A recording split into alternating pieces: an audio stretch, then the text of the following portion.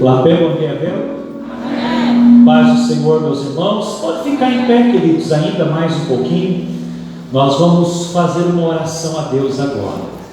Uma oração de gratidão a Deus pelo privilégio que nós temos de estar hoje na casa do Senhor.